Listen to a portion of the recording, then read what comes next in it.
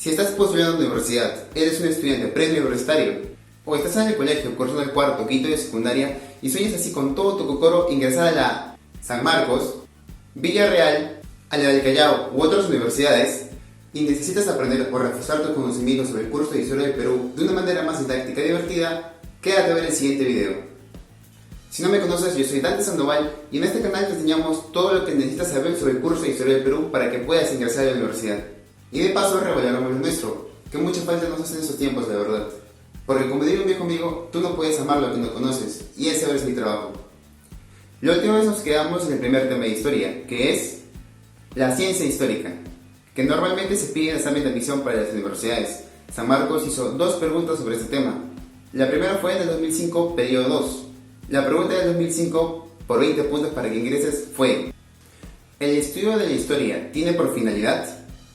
Claves: A. Explicar hechos políticos y conocer personajes. B. Comprender el presente y proyectarse al futuro. C. Interpretar hechos económicos y sociales.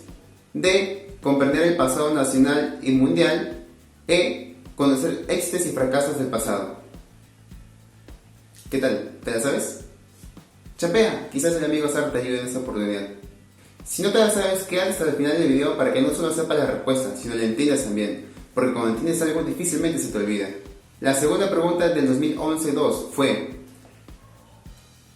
el conocimiento especializado que auxilia a la historia y se dedica a analizar e interpretar las inscripciones realizadas en restos materiales es denominado. Claves: A. Paleografía. B. Heráldica. C. Numismática. D. Tipografía. Y E. Epigrafía. Para hacer esto más didáctico y sobre todo te ayude a estar bien preparado, en la descripción del video te dejaré la clase de hoy resumida y lista para que la puedas imprimir o descargar en tu celular y puedas seguir repasando. Ahora sí, con este introito comencemos.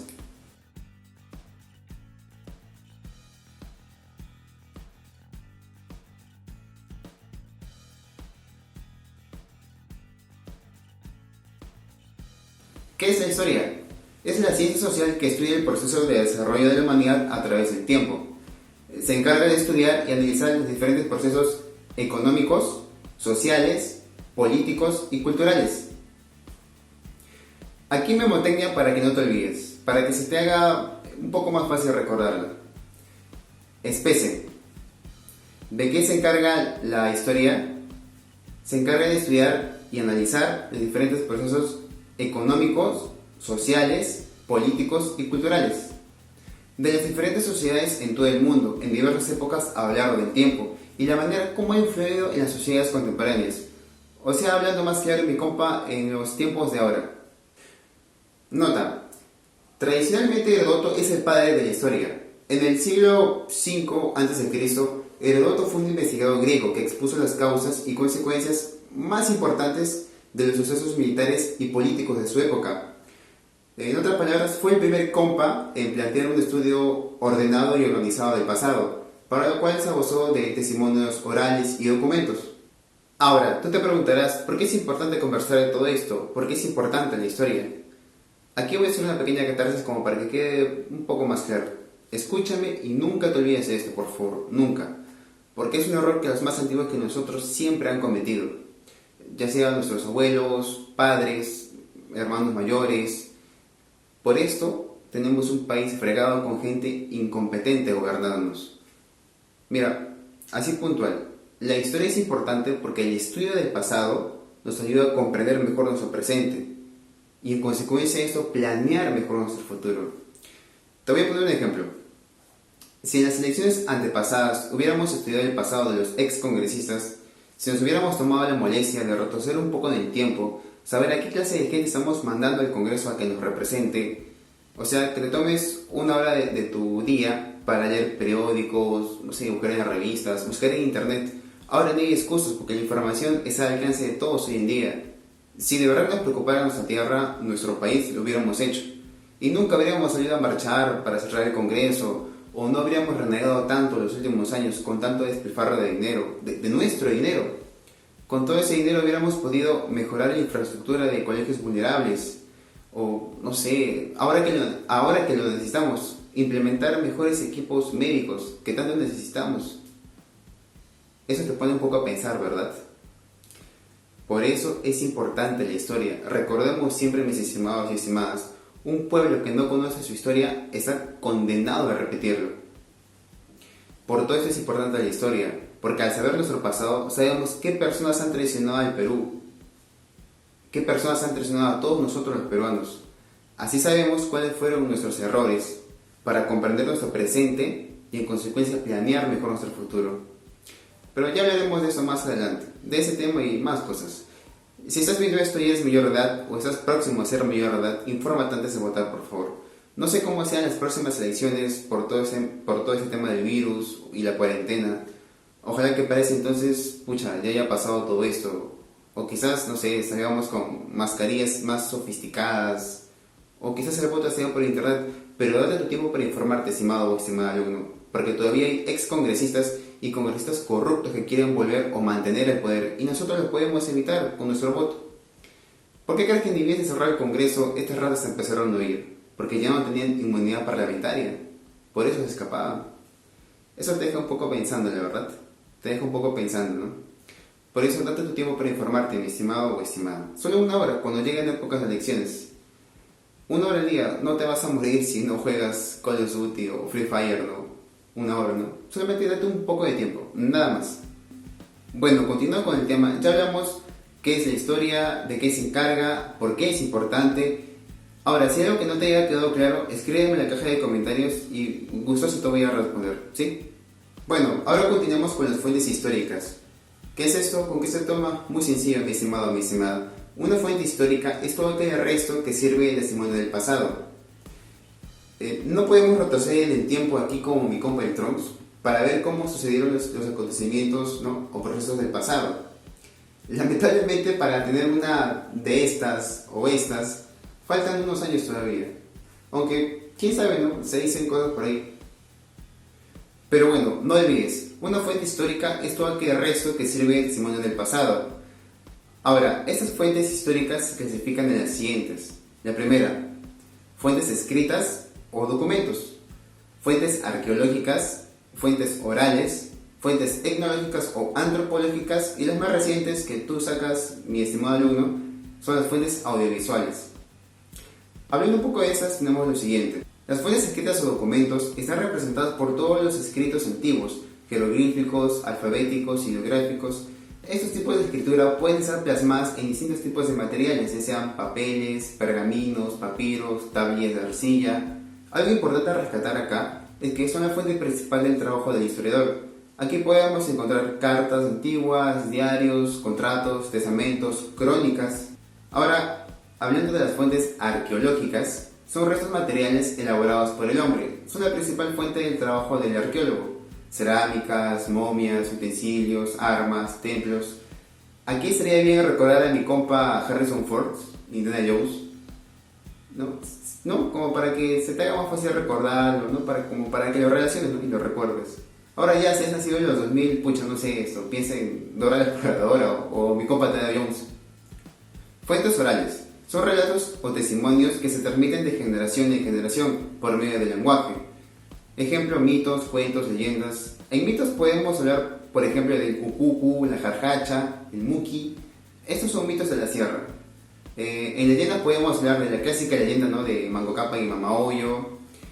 O también podemos hablar del Santo Cristo de Bagazán, la Madre de Viruela, la vaca que arrojaba fuego, el pueblo de Huasta. Esas son leyendas de la selva. Se las recomiendo bastante.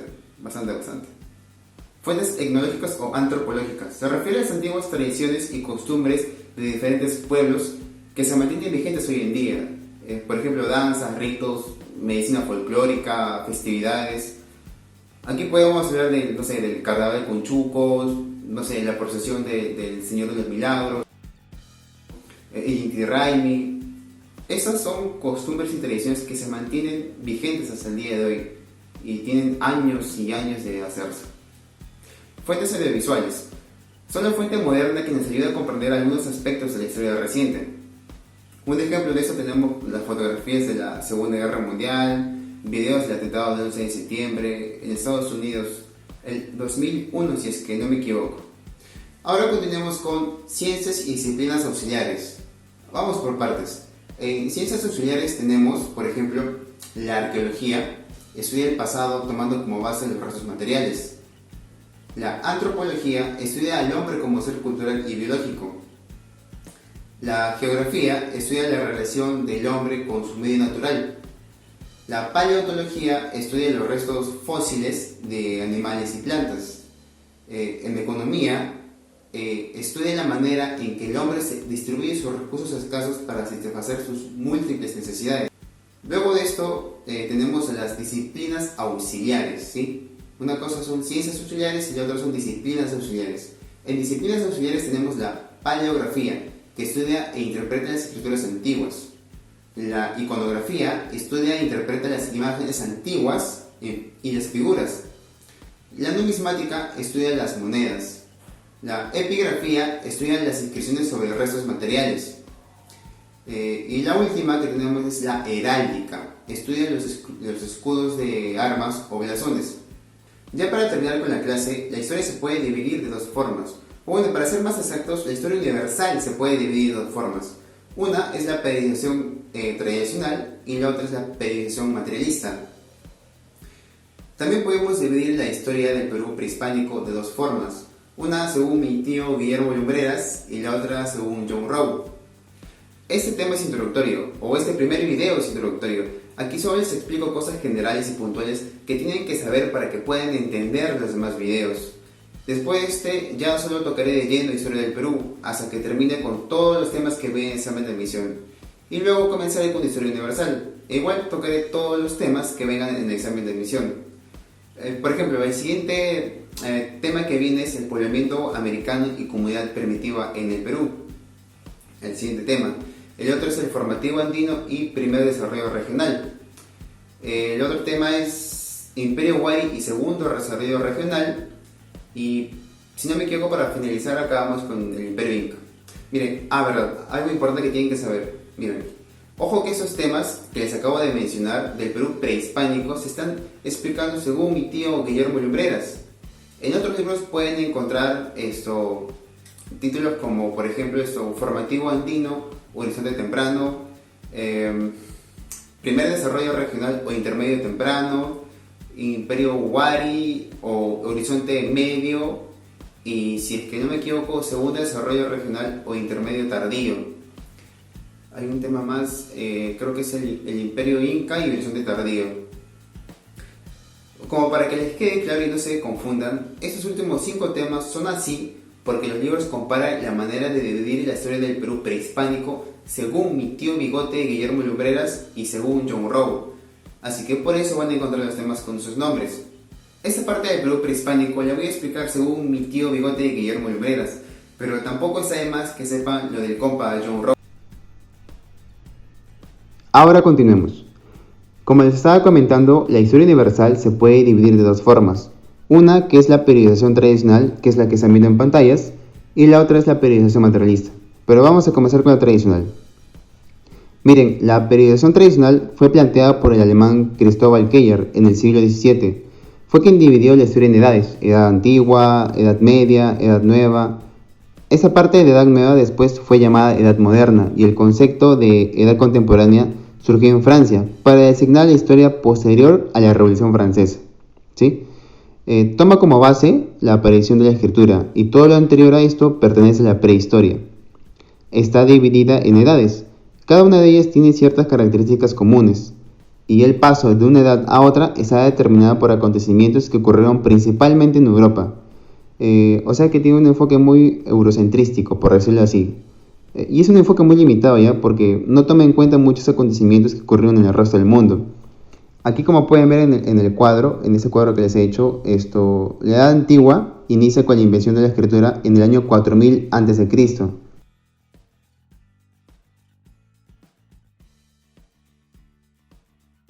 Entonces, si se dan cuenta, es un enfoque como que no está completo, como que está o sea, se basa mucho en Europa y no toma en cuenta otros eventos, ¿no?, que pasaron en el resto del mundo. Bueno, como estamos viendo, ¿no? La Edad Antigua inicia con la invención de la escritura en el año 4000 a.C. Luego la Edad Media se inicia con la caída del Imperio Romano en el 476. Luego sigue la Edad Moderna, que se inicia con la toma de Constantinopla en 1453. Y la Edad Contemporánea, que ya estábamos conversando de esto, que se inicia con la Revolución Francesa en 1789. ¿Sí? Esta es la periodización tradicional. Tiene un enfoque muy eurocentrístico, por decirlo así, ¿no? No está muy completa, es un enfoque muy limitado. Pero bueno, ¿no? Esta es la periodización tradicional. Ahora continuemos con la periodización materialista. Fue planteada por los alemanes Karl Marx y Friedrich Engels en el siglo XIX. Toma como base la estructura económica y social en la que vive el hombre.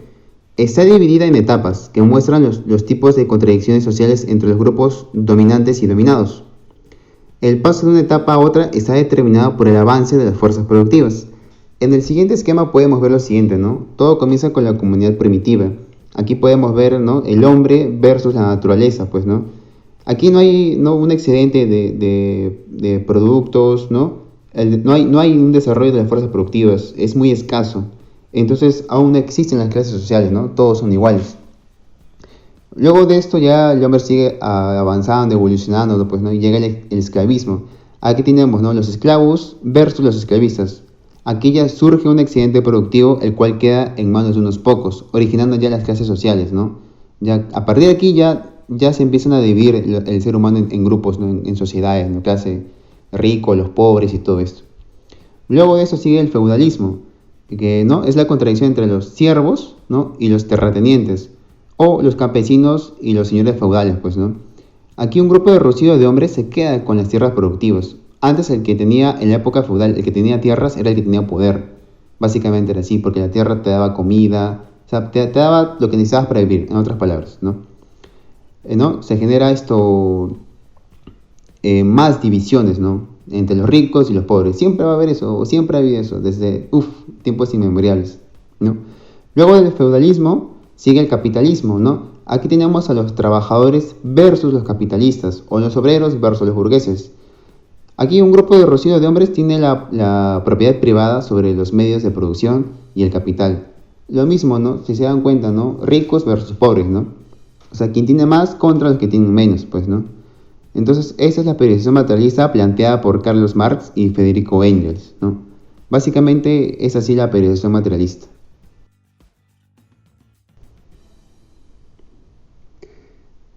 Muy bien, mis estimados, ahora vamos a ver cómo podemos dividir, ¿no? La historia del Perú prehispánico. Como les estaba comentando antes, el Perú prehispánico se puede dividir de dos formas.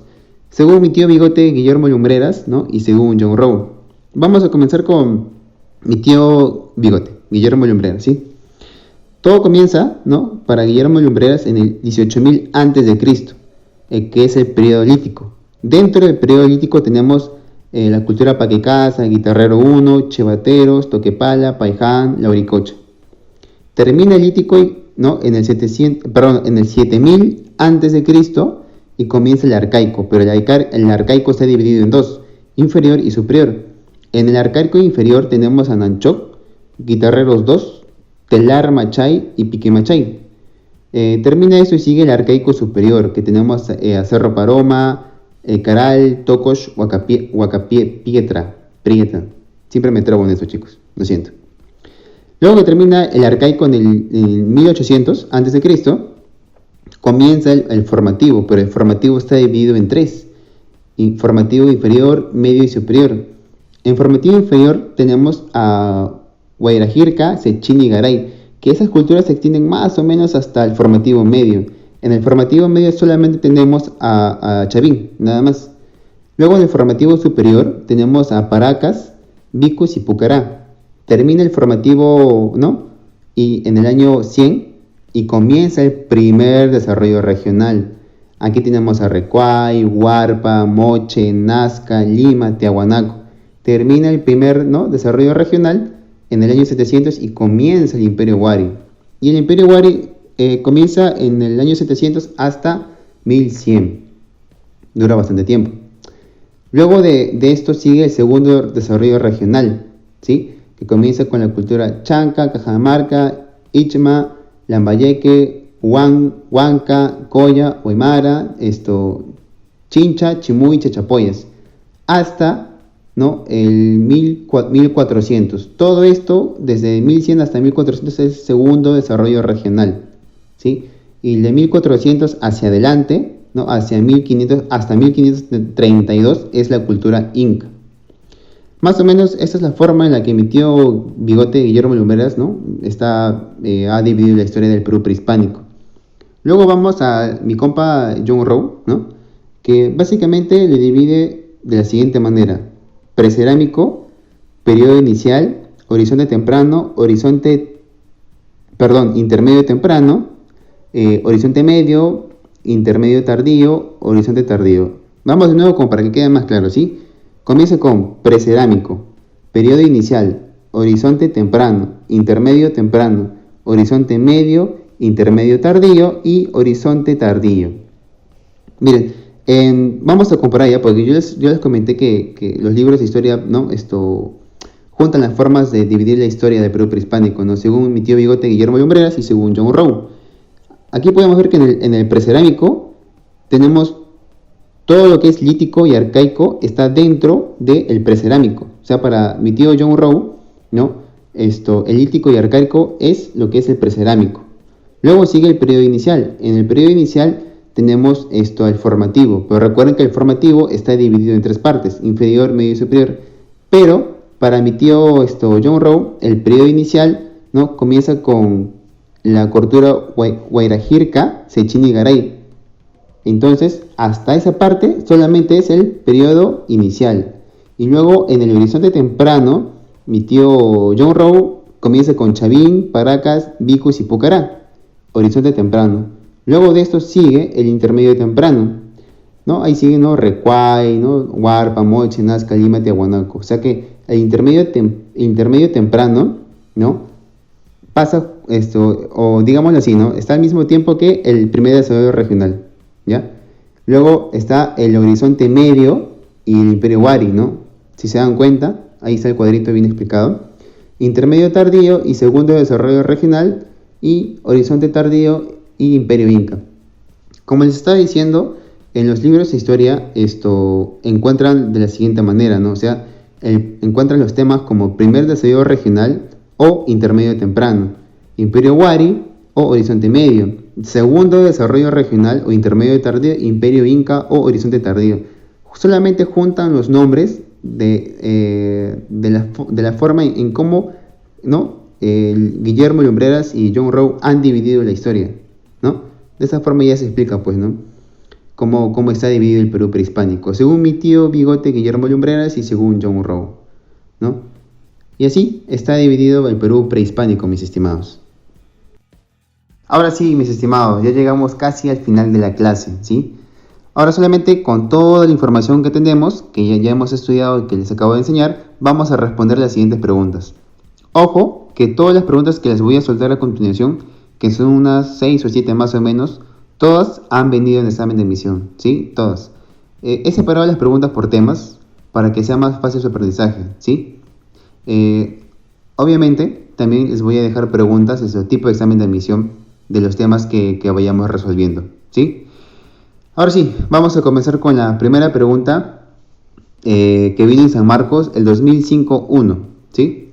A ver, la primera pregunta fue: completa la oración con la alternativa más adecuada. La historia es la ciencia que estudia. Claves: A, los acontecimientos humanos trascendentes. B, la relación espacio, tiempo y sociedad. C, sociedades desde la invención de la escritura.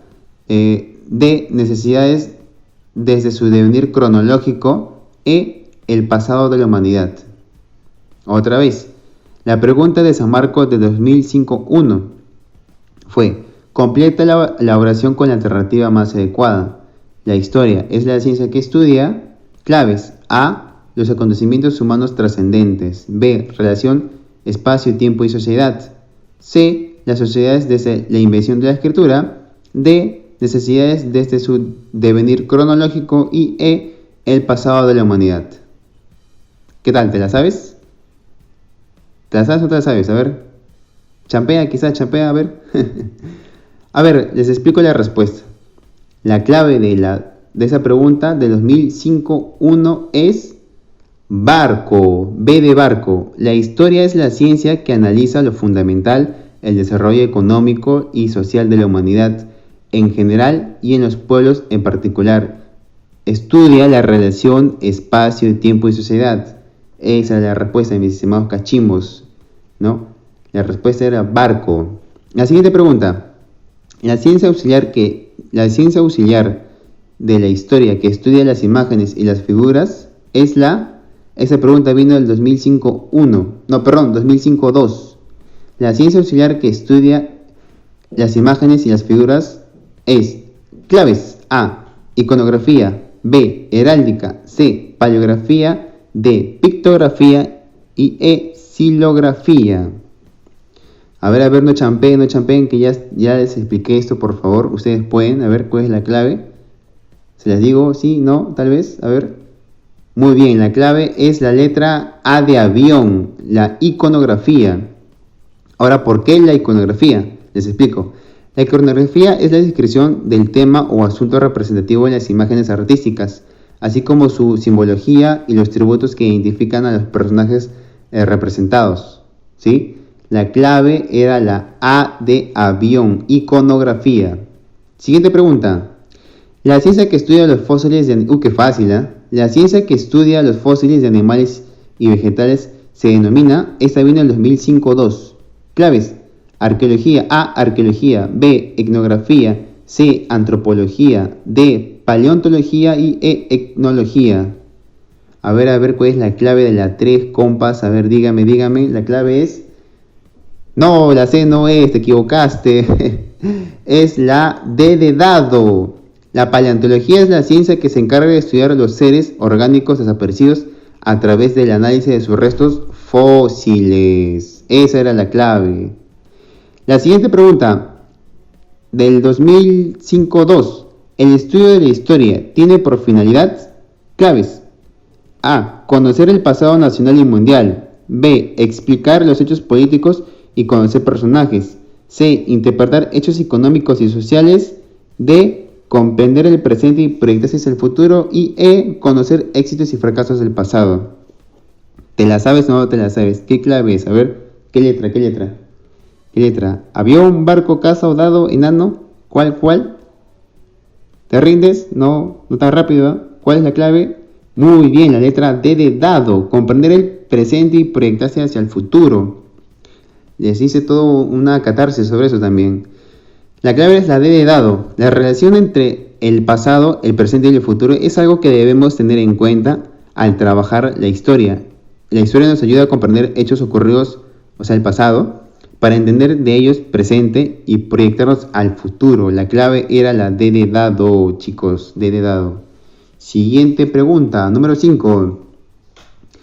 A ver, las fuentes etnográficas de la historia comprenden... Esta pregunta vino el 2007-2. ¿Sí? 2007-2. Claves. A, las informaciones orales que brindan los ancianos. B, las costumbres y tradiciones vigentes en el presente. C, la herencia cultural transmitido por generaciones. D, los testimonios folclóricos de los pueblos.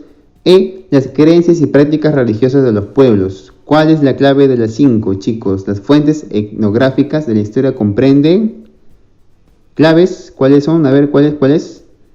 No te rindas, por favor, tú puedes. La clave es la B de barco. B de barco. Las costumbres y tradiciones vigentes en el presente. Ahora, ¿por qué? Muy sencillo, escúchenme. La etnografía es un método de estudio utilizado por los antropólogos para describir las costumbres y tradiciones de un grupo humano. Esa era la clave. Ahora sí, la pregunta número 6. El conocimiento especializado que auxilia a la historia y se dedica a analizar e interpretar las inscripciones realizadas en restos materiales es denominado claves. A, epigrafía. B, paleografía. C, heráldica. D, numismática. Y E, tipografía. Está fácil, ¿eh? La llevamos en clases. A ver, ¿qué letra es? A ver, ¿qué letra es, chicos? ¿Qué letra es? ¿Se rinden? No creo, ¿no? La respuesta es la letra A de avión. Te equivocaste de nuevo. La letra A de avión. La epigrafía es la ciencia cuya misión es la de conocer e interpretar las escrituras de nuestros antepasados hayan efectuado alguna estructura o superficie. ¿Sí? La clave de las 6 es la letra A de avión, epigrafía. La epigrafía es la ciencia cuya misión es la de conocer e interpretar las inscripciones que nuestros antepasados hayan efectuado en alguna estructura o superficie. Esa era la clave de la 6. La última pregunta, yo primero en mi casa. A ver esto.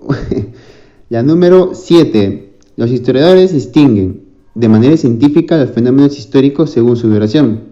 De acuerdo con esta dimensión temporal, el crack de 1929 y el surgimiento del fascismo deben ser considerados como fenómenos. Esta vino en el 2018-2. Ahora repito la pregunta, ¿ya? Ahí le dejo las claves. Los historiadores ¡ta madre! Llevo 3 horas grabando. Los historiadores distinguen de manera científica los fenómenos históricos según su duración. De acuerdo con esa dimensión temporal, chamar, esta galla me están saliendo. De acuerdo con esa dimensión temporal, el crack de 1929 y el surgimiento del fascismo deben ser considerados como fenómenos A. Estructurales, B. Momentáneos, C. Predecibles, E. Efímeros, E. Coyunturales. ¿Cuál es la clave? Por 20 puntos para que ingreses a tu carrera. 20 puntos, lo que te falta para ingresar. ¿Cuál es la clave? Avión, barco, casa, dado, enano. ¿Cuál? La respuesta correcta es la letra E de enano. Pucha, ¿te volviste a equivocar? No creo, no, ojalá que no. La E de enano, coyunturales. A ver, les explico de la siguiente manera. Para Fernand Braudel existen 3 categorías históricas: tiempo de corta duración, acontecimiento; tiempo de mediana duración, coyuntura; tiempo de larga duración, estructura. Una coyuntura, ¿cómo les explico? Una coyuntura está plagada de acontecimientos y de duración no tan larga. Ejemplo, el crack de 29 y el surgimiento del fascismo, ¿sí? La clave de esta última pregunta era la E de enano. Muy bien, chicos, terminamos con la clase. Muchas gracias. En la descripción del video les voy a dejar un link que les va a llegar a la página de mi canal, ¿no? Para que puedan descargar esas preguntas, o si quieren ahí mismo las responden, ¿sí? También la clase resumida del día de hoy. Bueno, chicos. Bueno, hemos llegado a la parte final de la clase. Muchas gracias por su tiempo. Espero con todo mi cocoro haberles hecho repasar un poco, que hayan aprendido algo o haber contribuido un poco con su proceso de aprendizaje. Eso sería todo conmigo. Ya nos veríamos la próxima clase. Y por favor, muchachos, mis estimados y mis estimadas, recuerden, un pueblo que no conoce su historia está condenado a repetirlo, ¿sí? Y no olviden, Perú por siempre.